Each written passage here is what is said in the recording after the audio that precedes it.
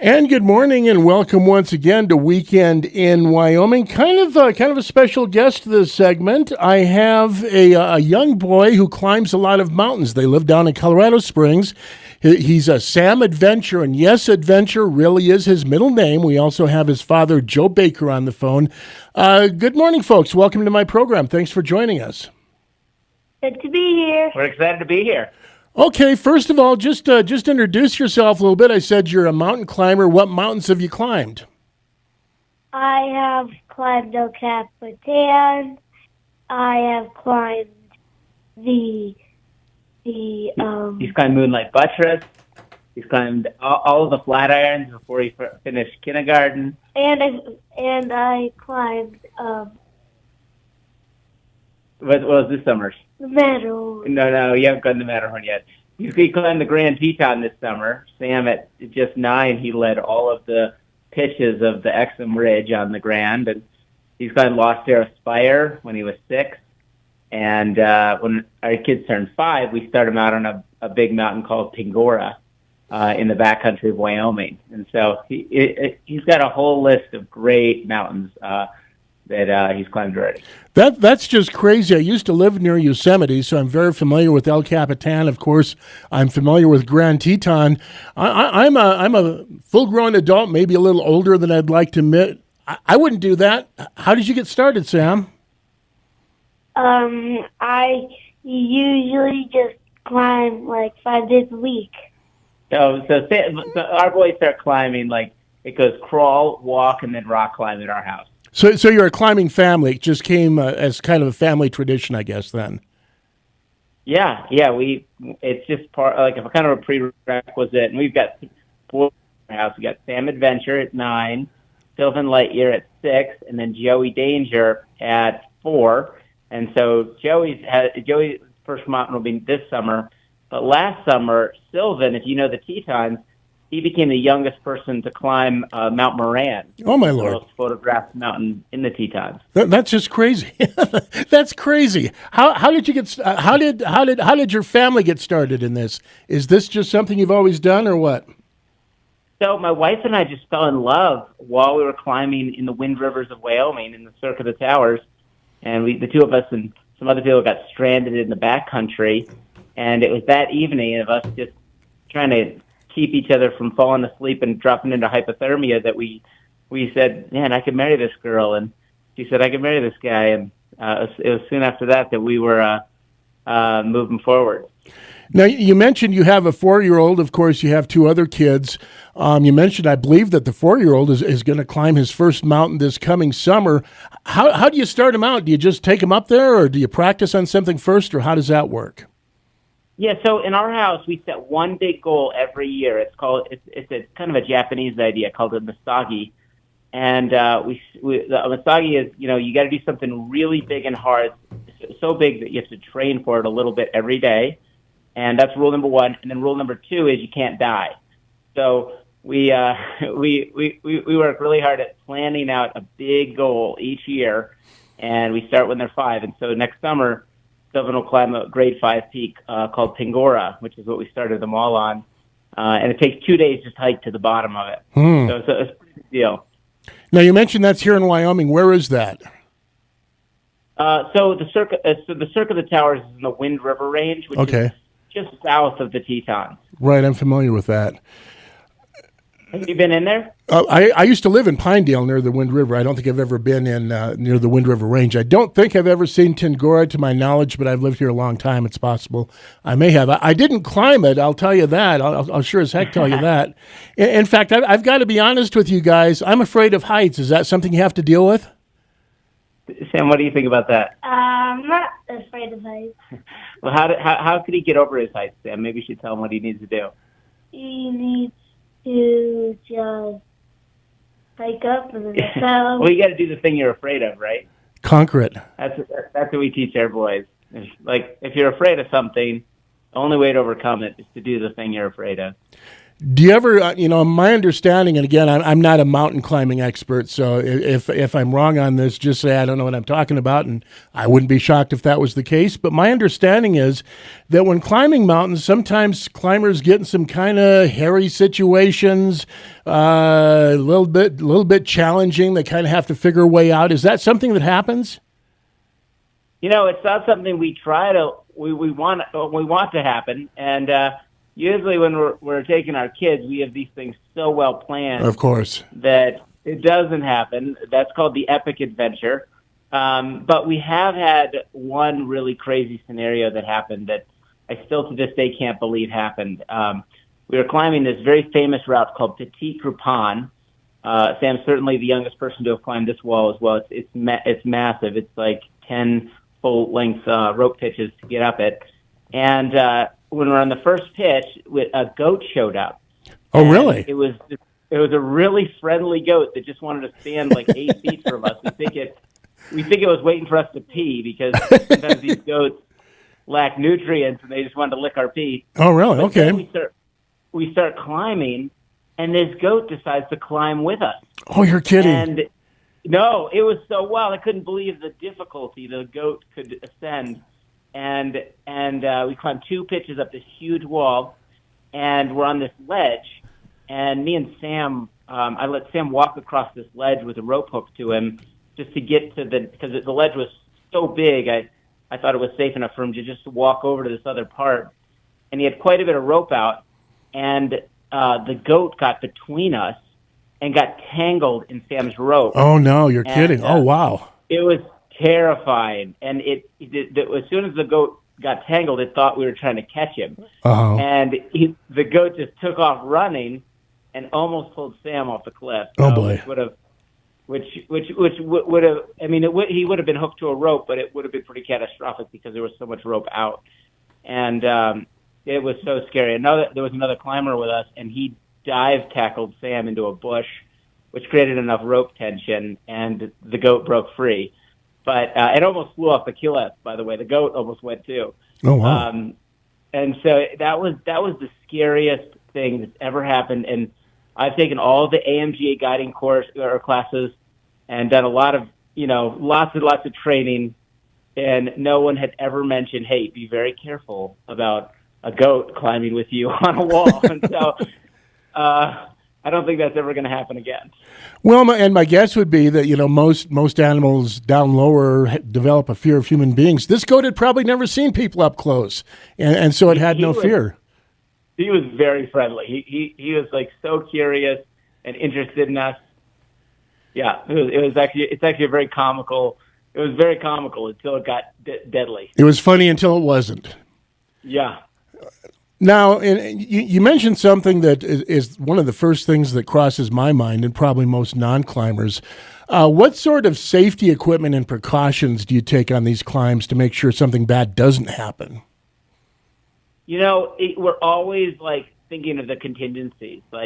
I never get on a wall without headlamps and without first aid kits and without extra jackets and rain gear. It's you got to be prepared for anything, because you're on your own up there. There's no one coming for you, and so it's about just being ready for anything, and always training and preparing and even just visualizing the things that go wrong. And that was one of the things that really prepared Sam for El Capitan. We spent months where I would just talk to him before bed. Do you remember this, Sam? When I before bed I would say, "Hey Sam, okay, we're on pitch 13, and it just started raining, and you skinned your knee. What are you going to do?" What would you do, Sam, in that scenario? I would put a bandage on my leg and I keep climbing. Yeah, you probably want to get a rain jacket out too, right? But see, the right answer is keep climbing, because you got to get to camp. Mm-hmm. The wrong answer when you're in the situation is, I want to go down. Mm-hmm. And, because going down actually would be way harder and more risky than going toward camp, which is where we set up and kind of put up the portal edge. So you really have to stick to your plan, even if there are some unforeseen circumstances. Usually, there's always definitely a point where you got to turn around and you got to know where that is and when that is. But on El Capitan in particular, there was a pretty close point where the top became closer than the bottom, and it was important to get to that next camp. Speaking of camp, how do you guys sleep at night? I've seen on TV some people sleep on these. I don't know what you would describe, like beds that are kind of they kind of attached to the side of the mountain. Is that what you guys do, or what? They're called portaledges. Okay. And what are they like? And they're like a treehouse way up in the sky. And we are in a treehouse right now. Yeah, my office is a treehouse. Oh, really? We're actually in a real treehouse right now. So let me ask a silly question. How do you make sure you don't fall out of bed in one of those ledges? Well, first of all, there's not 1 second on the wall whether Sam is peeing or having breakfast where he is not clipped in. Okay. And so we are clipped into anchors the whole time. And, for the most part, we sleep really great on the portaledges because you're so exhausted. I'll bet. By the time you get there, you can't wait to just lay your body down because just imagine being in an environment where you can't really stand up or walk or especially lay down. And so when you get that portaledge out, it feels great to lay down. But, sometimes the wind picks up on these things. Oh, yeah. And it literally lifts it like a magic carpet. And you'll be like half asleep and it feels suddenly like you're floating and like you're like, asleep and you feel this feeling because the portaledge will lift a foot, but then it will drop it. And it just drops the ledge against the anchors, and it like slams you. Oh boy! And that's probably the most terrifying thing there is when you're half asleep at night on a ledge because it just feels like you're dying. Have you actually had that happen or not? Oh, many times. Oh, really? Because if you're like half asleep and the wind picks up, it just picks the ledge right up, and then suddenly it just drops you back on the anchors. Well, I never wake up from it. Yeah. That is Sam's a little harder sleeper than me. Now you recently climbed Grand Teton. That's a mountain that most of our audience, I'm sure, is familiar with. How did that go? Sam, you want to tell us about that? It went great.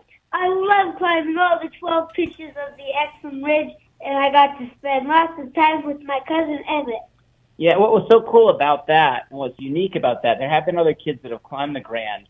What was really unique about that is Sam led all the pitches, which means that he is the one who goes, we call it the sharp end, where he goes up first. Really? And he has to set all the gear to protect himself, and then he has to set the gear with an anchor to protect the next person to come up. And so him and his cousin, who's, is he 13? Is that right? Him and his cousin who's 13, the 13-year-old followed Sam, and Sam led the pitches, and then me and some of my friends, we just tandem climbed it alongside them so that, like, we had our own system where we were kind of going up the wall, but they were totally self-sufficient, these two, and climbed the entire wall. Sam did all of the rope work. And, I mean, it's just a tremendous thing for that, 9-year-olds are not doing. What a huge responsibility. What do you think of that, Sam? Yeah, he just shrugged. He was having a good time up there. Now, in my notes for this interview, I was also told you recently climbed in New York. Is that right? So, do you want to tell them about that, or do you want me? So we are climbing this climb called the Dangler, but I couldn't get it. So we're coming back on October 16th, and I'm going to nail the Dangler. Yes. So the Dangler is very different than a lot of these other walls. So like most of these walls are like, it feels like you're a mile high on the walls.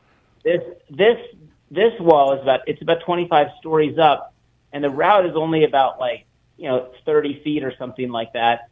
But it's got enough exposure where it would make like Bear Grylls wet his bed. It's so crazy. And when I send you a picture of it, you're going to think we're mentally ill. It's this giant overhang where you have to kind of work your way out over eternity and place these cams as you go.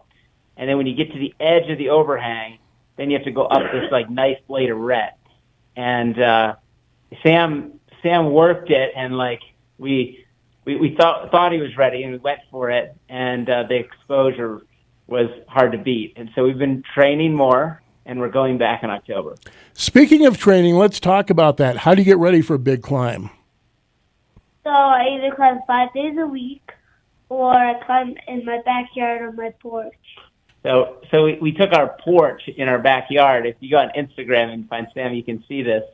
And we put holes all across the back of the porch just to train for the dangler. Because the whole time you're upside down climbing this route. It's really crazy. Now, again, total novice here. I've never done it. I'm not sure I'll ever get the courage to do it, but I would assume that to be a good climber, you'd need a couple things. First of all, you need a great sense of balance. You'd also have to be pretty strong. Am I right about that? Yeah, you have to be really strong. Like Daddy, he's way slower when we were doing our cafeteria. Yeah, there's a lot of smack talk coming from Sam. How do you develop those physical characteristics? Just by climbing, or do you go to the gym and lift weights, or what do you do? The one rule at our house is we want our kids to climb something every single day. Okay. And so they're always climbing. I know it's nuts, but we have a pass of 3 different rock gyms that we climb at. And we're just always going places. Next weekend, we're going to go climb Castleton Tower in Moab. And we're kind of mapping that out. And it's just a regular kind of just pattern of like, this is what we're working on, this is what we're doing. And then our kids do a lot of pull-ups, and we give them different kinds of incentives to do that. But, all 3 of our boys are really strong for their age. I would imagine that the climbing reinforces that because you would develop some strength. Is that right? Yeah. Yeah, I mean, they're ripped little kids, that's for sure. Now, go ahead. It's funny when Sam takes his shirt off and, everyone's like, holy cow, that little kid has an 8-pack. I'm jealous. I wish I had an 8-pack. Yeah, me too. I do not have an 8-pack. Now, Sam, although you're very busy climbing, you're a normal kid. You do other things too. Is that right? Yeah, I usually play lots of soccer at my school. And tell me what else you do. Tell me the other things you work on. I am doing like this running club, and I'm the fastest in it. And tell me some of the other things you do. I do geocaching in my egg business. He said he's got an egg business. He delivers eggs to all the neighbors on subscription. It's how he makes his money. And I have 30 chickens. 30 chickens he maintains. Now, of course, you go to school. How's school going this year? School is going great. Every kid thinks what I do is awesome, but their parents think my dad's a little mess. Do you find that, and I'm going just guessing here, but this takes a lot of discipline to do this. It's something you have to stick with. Just don't go out some weekend and climb a mountain and call it good. Are you trained for it? It takes a lot of discipline. Does the discipline you learn from mountain climbing, does that help you in school and other areas of your life as well? He has no idea how to answer that. So Sam, does climbing help you with like doing homework, or probably not? He's nodding his head no, not at all. Not really? Okay. I mean, I'm sure it does. I'm sure it does, but like every kid, he's not as excited about school as he'll tell you in the interview. Well, I never was either, so I understand that. How do your friends think about this? They think you're crazy, or they think you're doing something great? I think you kind of touched on that, but go ahead. They think it is awesome. Have any of them ever asked to go along? Their parents, of course, have to sign off on that, but have they asked? No. No, Well, okay. take him to the rock gym. No, they just never can. You've had too many friends come to the rock gym. He did his birthday party at the rock gym once. No, that was like 3 years ago. 2 years ago. It was 3. Oh, 3 years ago. Okay. Now, you mentioned I believe your next climb is that Dangler in New York. Do I have that right, or do you have another climb before that? Well, that's the big project, but the climb before that is called Castleton Tower, which is also going to be a really awesome, top out. It's Castleton Tower is probably the most famous tower in the world, and it's in Utah, and it's in this desert. It looks like the castle piece on like a chessboard, Uh-huh. and if you Google it, it's a striking formation with, and what's unique about it is the cracks on it, which on most routes are really thin and small for your fingers. These cracks are really wide. They're like, 6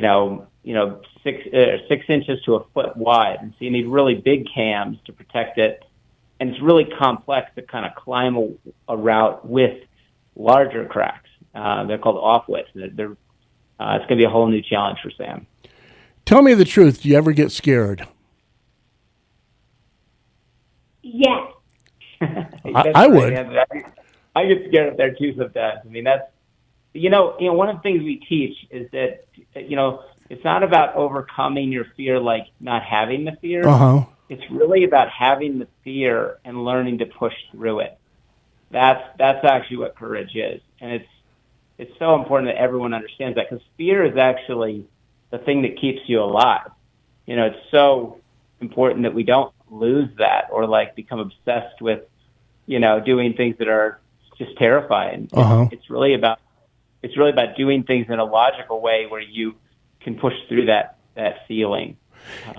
It's interesting you say that, because I've spoken to combat veterans. We're talking military battles here, and they relay much of the same thing. They tell me the absence of fear is not courage; it's insanity.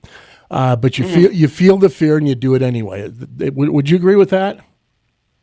What do you think, Sam? You think that's accurate? He shrugged his shoulders. Totally. That's exactly what it is, and really, like, it's one of these virtues. I think it was Samuel Adams who said, courage is this virtue that then supports all of the others. And so it's one of those important things that we teach our kids, how to push into fear. And it's something that like every father can do. And I mean, you don't have to climb El Capitan to do it. You really can teach your kids how to push into fear just out on a playground. And it's so important that we're developing that into our kids. It's what builds that deep inner confidence where, someday Sam will face a big problem and he'll say, I'm not sure how to do this or if I have what it takes. But there was a time when I knew I wasn't sure if I could when I was a kid, and I did do some great things. And those are the kind of things we're developing internally that I really love about what's happening to Sam. Joe, this might be a question more for you, but how do you decide what mountains to climb? Some of these mountains we planned like years in advance. Like we started talking about El Capitan 2 years before we climbed it and started planning for it. And so it's something we kind of sit down and kind of map out and looking for routes that are as safe as possible, safe as they can be, and that really can be done. And it is kind of a hard thing because there's not like a list of people doing this. In the climbing world, most great climbers don't even have kids. And so it's kind of a rare thing that, if someone's out there rock climbing with kids. So there's a lot to learn and figure out. And, and we do really kind of have to, way over plan to make this possible. So I'm always looking for the right route and we're always trying to figure out what we're going to do next summer.